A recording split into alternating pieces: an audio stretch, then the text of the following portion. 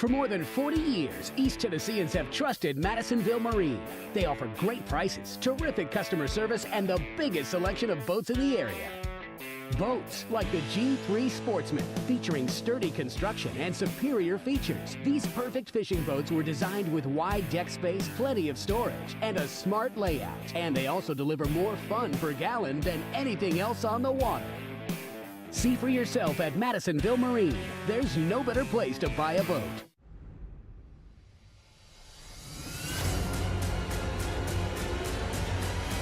The following is a presentation of Fox 43 Sports.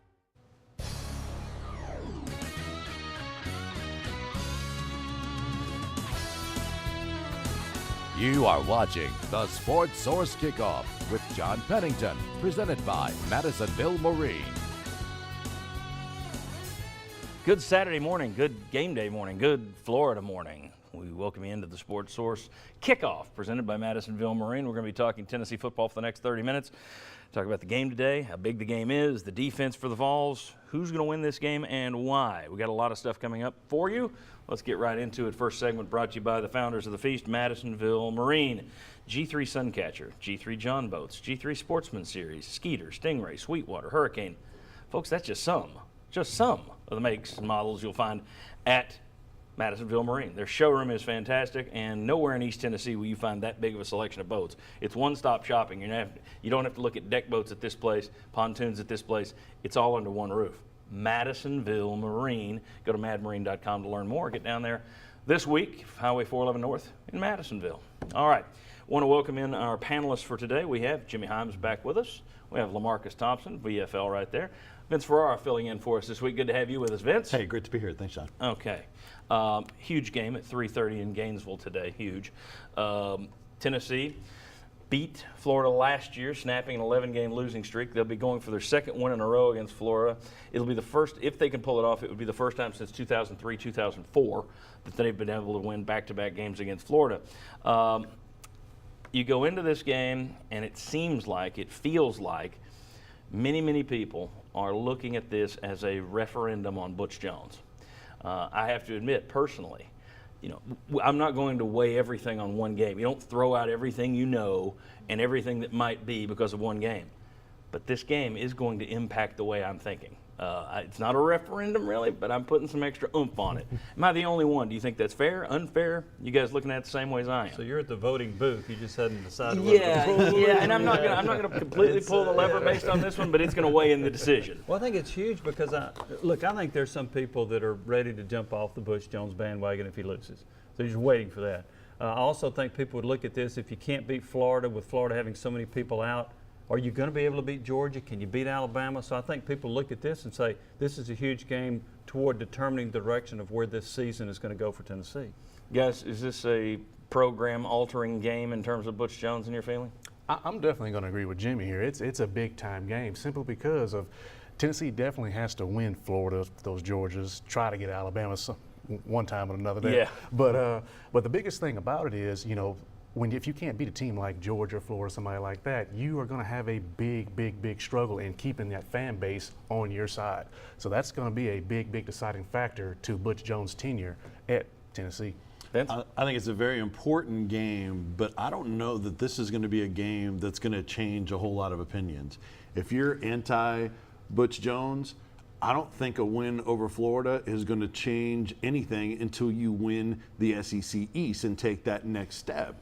If you already are against Butch Jones and he loses this game, it's only going to multiply and enhance your opinion of Butch Jones. So this, to me, is more of a multiplier game where it will enhance whatever opinion, pro or against, Butch Jones that you already are. I agree with that. When you look at this game specifically, you mentioned it, Florida's going to be without 9 guys. Now, 7 of those are backups, but it's your number 1 running back, your number 1 receiver. They've been dealing with a hurricane all week. I think they had to shake around their practice schedule a little bit, but they got it all in. Jim McElwain's been kind of shady on what they did and what they didn't do. So you had that issue. They also played a terrible game against Michigan, did not play well, and they haven't been able to get that taste out of their mouth. They've not been able to get there, and they had 3 quarterbacks. 2 of them played in that game, and 2 of them looked very bad. They haven't been able to get those guys back on the field and build their confidence. On the other side, Tennessee goes down there.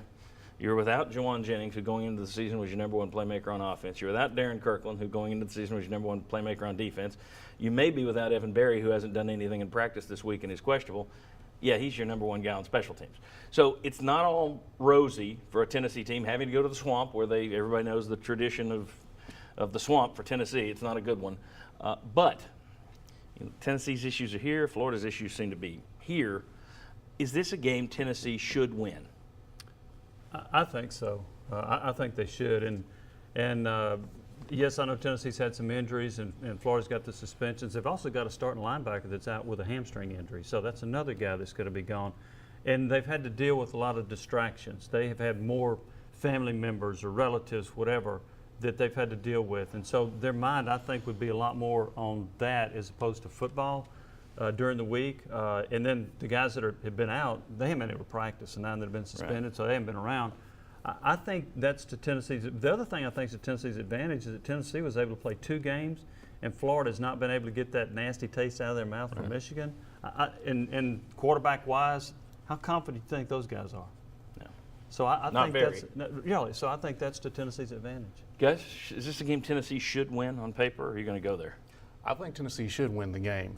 However, Florida's going to have a big chip on their shoulder. Taking a big loss to a Michigan team, and they did not play well. They're going to be ready to play some football. I'm going to tell you that right now. So Tennessee's definitely going to have to be ready, going to have to be focused, and also going to have to play some really, really assignment football. Another point I want to make is, of course, Florida's offense, I don't think they're that great right now. Right. In point-blank period. They're playing a 2-quarterback system. No quarterback has shown any type of anything. Right. Point-blank period. They didn't look good doing anything. Yeah. That's one thing that I definitely see is in Tennessee's favor is that Florida offense is not clicking at all. So if Tennessee's defense can hold Florida's offense and also our offense play a little bit of assignment football to where they don't have any big turnovers, give any pick sixes, I think Tennessee comes out with a big win. I think those things are in a bubble are advantages for Tennessee. I don't know that it turns it into winning the game. They're that level of advantages. Look, Florida players talked about when they were considering that Northern Colorado game, canceling it for Florida, saying, hey, we want to play. It would be a huge disadvantage if we don't get a chance to play. So clearly that's a factor, and that's something that the players want. Also, with the Hurricane, you don't know how they're going to handle that. Some people actually use it as a means to come together. So I'm not going to. We're fighting for our state. Yeah. Exactly. So I'm not going to assume necessarily that that's completely bad. And then as far as Felipe Franks and Florida's offense not getting work, he was 5 of 9 for 75 yards. Actually made a couple plays early, and then it got hairy for him. He only played a half. They never put him back in. Yeah. Let's see how he responds. It's his first game of his redshirt freshman year. True, but this will be the second game of his redshirt freshman year. So you have to take. Quentin Dormady hasn't looked like a lot of people expected Dormady to come out and just walk on the field and be Peyton Manning, forgetting that Peyton Manning also had to grow up a little bit when he got here. Yeah. And if you'd been honest with yourselves, I think you'd look at it and say, all right, Dormady's start may be a little slower, and then you hope you see things you can build on, which I think you have. In terms of heat and humidity and rain, Tennessee played the first game in a dome. It was not 90 degrees and sweltering last week here at Neyland Stadium against Indiana State.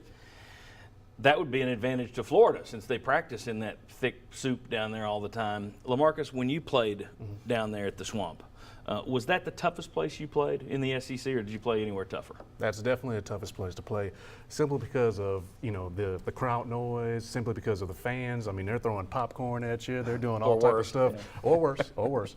And it's just a distraction, point blank period, to try to get you. I remember getting off the bus, and you have the. They're chomping from all the way from the bus all the way to the stadium, all the way to the hotel. So it's definitely, one of those venues where it's really, really tough to play. So those younger guys, especially guys that haven't traveled, which we have a lot of, are going to have to be ready. All right, good deal, guys. When we come back, everyone's been talking about the defense, for the last, year and a half since Bob Shoop got here. That's what we're going to talk about. Is Tennessee's defense ready to take a step forward? Will you see a more aggressive defense? Will you see different personnel?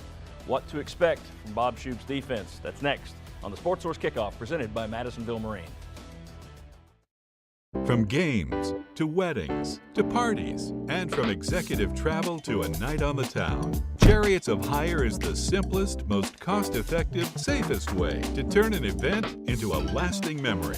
Their dozens of vehicles allow you to select the perfect ride for your need, and their superior service guarantees you'll arrive in style. More options, more drivers, more experience. If it's worth doing, it's worth doing right.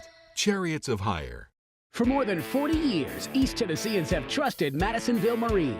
They offer great prices, terrific customer service, and the biggest selection of boats in the area. Boats like G3 John boats, built Gator tough. G3 Johns include all the features you could want from a workhorse boat. Massive live well capacity, lockable storage, even a midship fuel tank that allows for smoother running.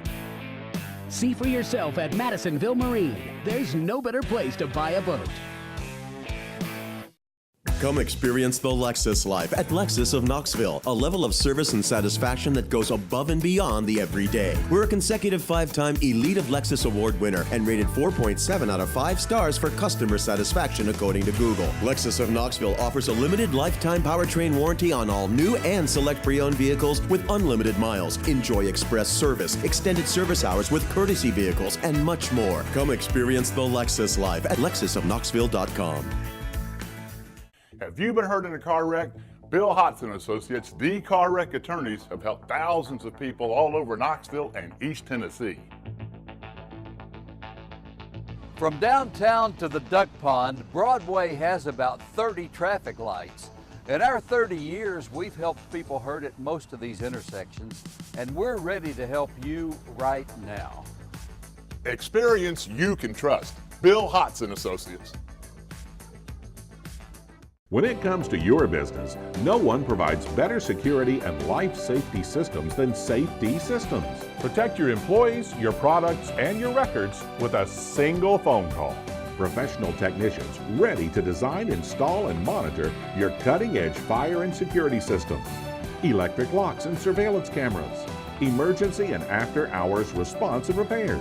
Trust Safety Systems, East Tennessee's leader in security and life safety systems.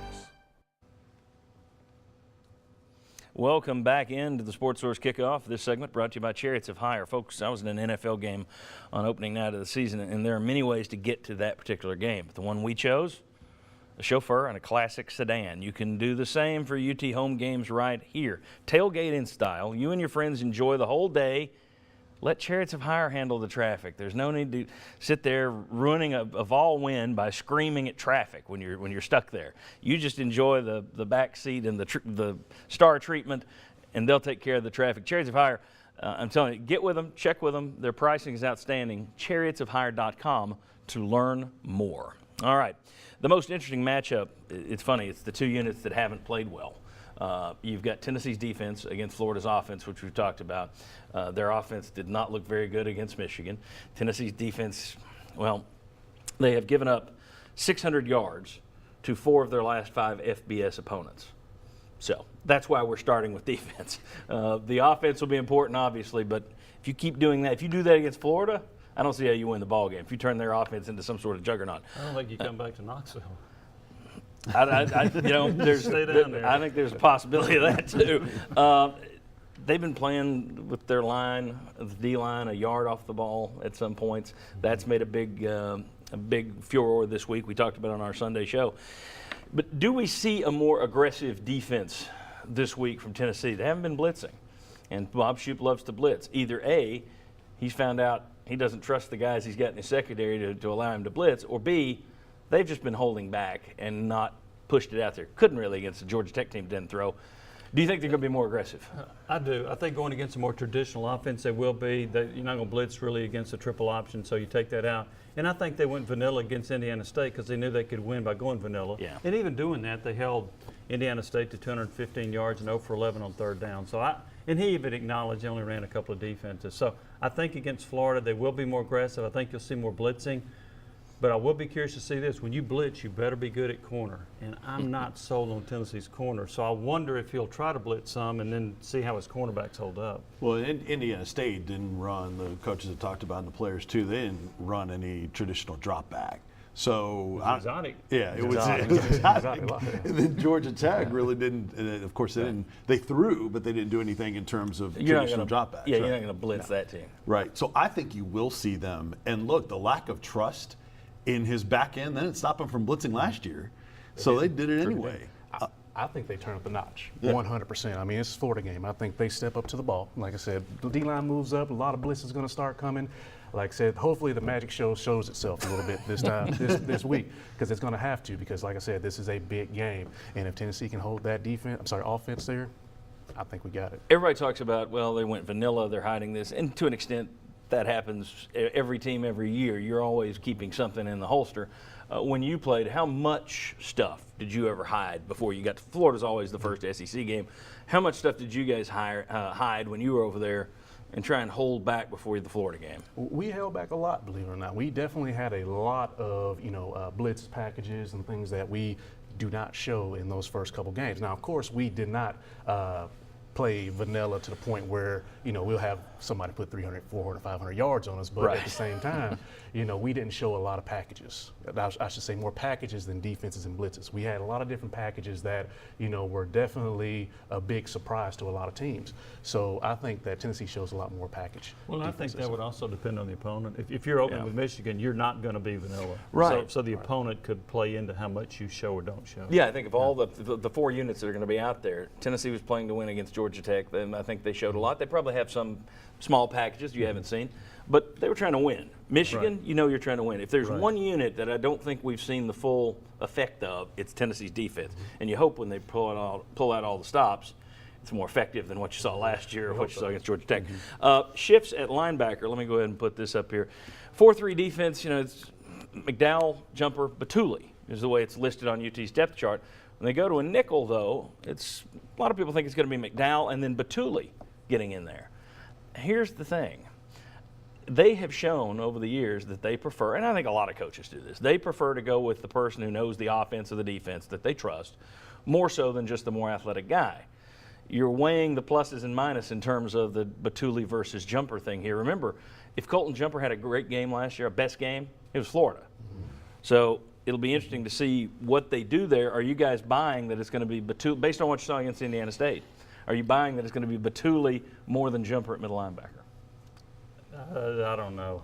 It's hard. I can't figure him out sometimes. But look, to me, I would put Batuli in. The only way he's going to gain experience is to play, right? So I would put him in there. He's so athletic. I really like what I saw against Georgia Tech. He'd be the person I'd put out there, but I cannot speak for Tennessee. I don't know what they're going to do. There was talk that one of the reasons Tennessee was playing, some former Vol defensive lineman looked at it and said, that's the craziest thing I've ever seen. Why are you playing a yard off the line of scrimmage at times against Indiana State? Daniel Hood, who also does stuff with us, said, well, you're doing that in an attempt to bog things down to where you're not forcing Colton Jumper, your middle linebacker, to make plays in open space. As we discussed before the show, if that's the case, if you're having to make those kind of concessions, then how do you not go with the, I would take the guy who's the better athlete in that situation. Well, here's the thing: the way Daniel Batuli has shown us that he can go sideline to sideline with his size, I'd play him at the will. If Colton Jumper has difficulty in space, play your third team Mike linebacker going into the season, Daniel Batuli. Play him at the weak side. I think he's had a better season than Cortez McDowell to this point. So maybe they rotate those two guys at the will and play Colton Jumper at the Mike. It will be interesting to see if Will Ignont gets any kind of playing time either. The funny thing is you had an opportunity to do so much more rotation last week against Indiana State, and they didn't do a lot of it. You had guys that played 5 plays. Now, I would expect Kyle Phillips to get a lot more playing time this week. I thought he looked good last week.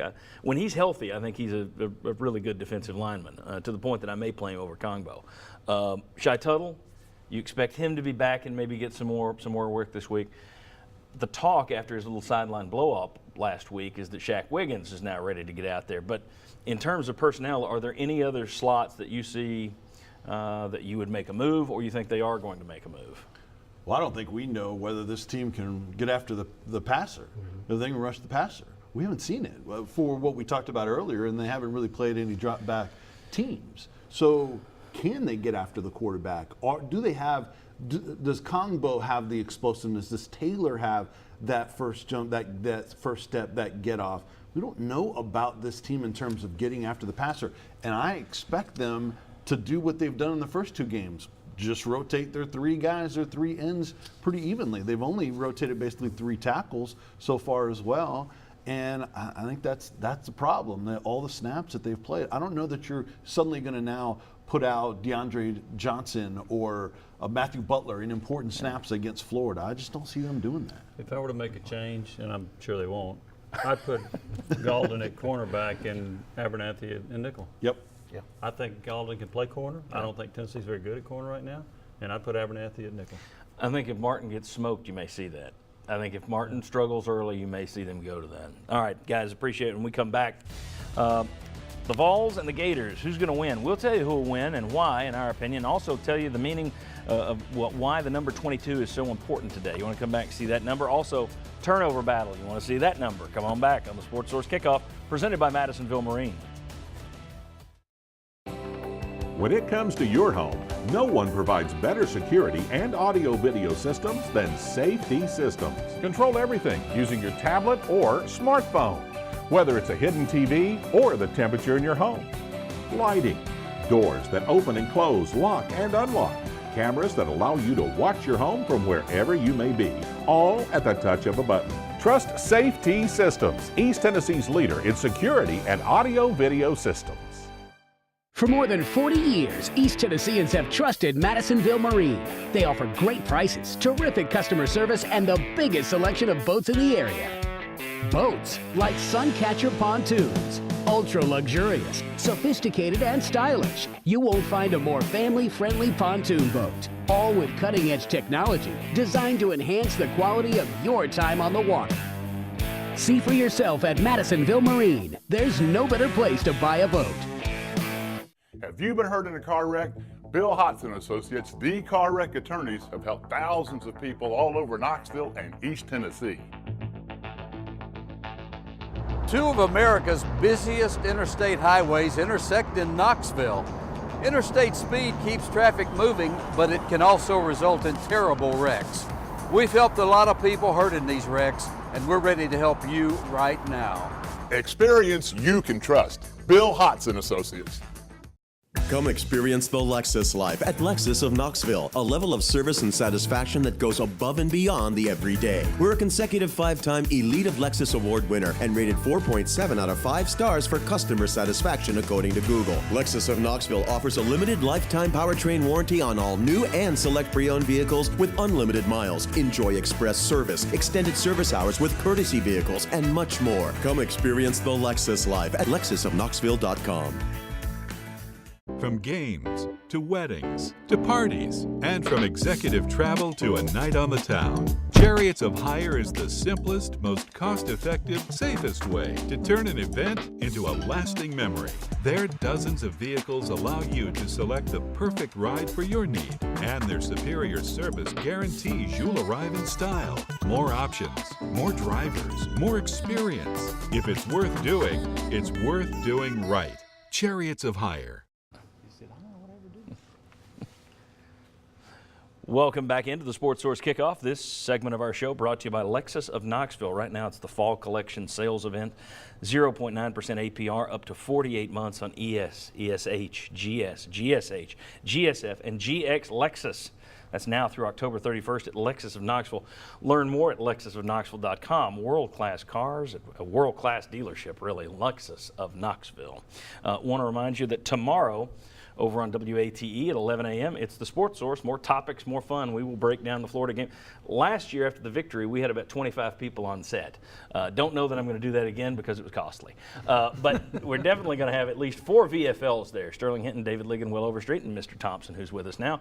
Chuck Cavaleras, Bob Hodge joined Jimmy, Josh Ward, and myself. So that's tomorrow at 11 a.m. on WATE 6, the Sports Source in year 15.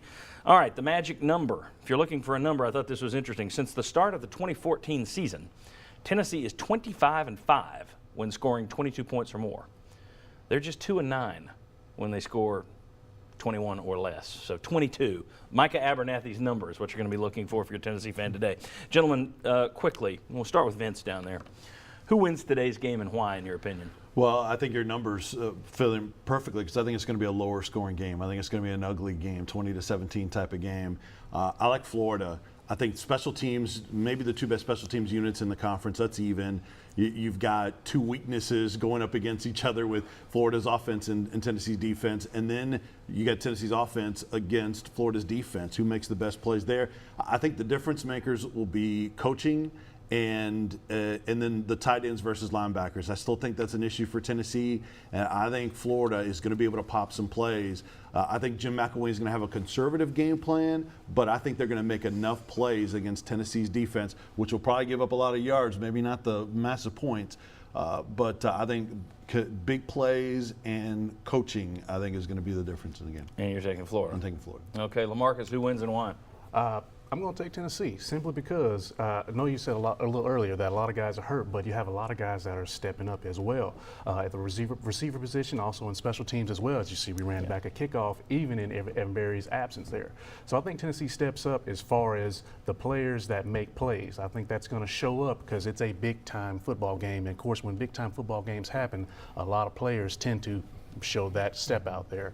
Also, I think Tennessee's defense, I think they're going to step up a lot. They're going to show a lot more looks that we have not seen simply because you played at Georgia Tech and simply because you played another offense that did all type of exotic different shifts and formations there. So you're going to see something a little bit more base. So I think Tennessee's defense is going to step up a little bit more and also get a little bit more turnovers than we think there. Okay. Jimmy, who wins and why? I've been all over the place with this one, and I'm going to crawfish a little bit, which I'm allowed to since I'm from Louisiana. I'm going to take Tennessee. I've been on Florida the whole week. Yeah, you're still going to get held to the Florida pick on Sunday. And that's I should what counts be. in this. And I should be. But the more I kept thinking Florida's going to figure out a way to get those 9 guys in the game and have an emergency investigative forum and then make them all eligible. I think the difference is going to be John Kelly. I really like him. I think he's going to be the best offensive player on the field. And if you look at the way Tennessee has played Florida in recent years, and I know they didn't win them all, but they won last year. They led by 2 touchdowns 2 years ago in the fourth quarter. They led 9-0 here 3 years ago. I know they blew 2 of those, but I don't think they're intimidated by Florida. I think they've typically played well against Florida. They just hadn't finished. And with Florida having so many distractions and so many players out, I'm going to take Tennessee 17-16. That flies in the face of the 22. Maybe I should take them 22-16. That's what I I'm with Vince. I think 2017 or 23-20 is kind of the score I'm thinking. I'm going with Florida. I can honestly say if this were at Neyland Stadium, I'd go the other way. Right. I'm just not sold on either of these teams yet in terms of them being complete teams. I'm not sold yet. I think it's going to come down to a line of scrimmage, which I would give the advantage to Florida. Yep. I think it's going to come down to special teams, which I would give the advantage to Tennessee, even without Evan Berry. And I think that turnovers are going to be the last big deciding factor. And when you look at Florida's defense, their secondary is good. 2 pick sixes against Michigan. You got a Tennessee team that's running some new receivers out there with a new quarterback. I see room for error there. And let's look at turnovers, how important they are. Under Butch Jones, Tennessee is 10-4 versus Power 5 teams when winning the turnover battle. They are 5-12 against Power 5 teams when losing the turnover battle. And my guess is they're probably going to lose the turnover battle simply because if Franks / Zaire were in Neyland Stadium, I would think they might be the ones that have a tendency to get a little rattled. Since it's Dormady down there, first big game, receivers out, I think he could be the one that gets a little rattled. And we also haven't learned about Tennessee's place kicking. Is correct. Medley going to be able to make a clutch kick? Are they even going to trot him out there at 40-plus yards? Are they going to put the freshman Brent Samagli out there? And oh, by the way, it's a pretty difficult environment to try to make your first kick. So that's an unknown that could end up deciding the game, maybe some missed kicks. Is anybody going to be shocked if it goes the other way? I think this is, even if picking Tennessee, picking Florida, it just looks kind of like a toss-up kind of game. And if you look at the scores we're picking, it kind of gives you an idea. If I'm picking a 1-point game or a 3-point game, I think that's a toss-up. I wouldn't be surprised either way. But I just think it's a hard game to call. Hard to get a feel for this one with all the distractions that have gone on. Absolutely, and the fact that Tennessee hasn't played a traditional offense yet. You know, I'm not going to say that Indiana State's the most exotic thing in the world, but it's not as traditional as what Florida's going to show you. All right, Vince Ferrara, LaMarcus Thompson, Jimmy Himes, thank you all very much. I appreciate it. Thank you. We'll see you right back here next Saturday on Fox 43 at 10:30. We preview every UT game right here. Thanks for watching. See you next week.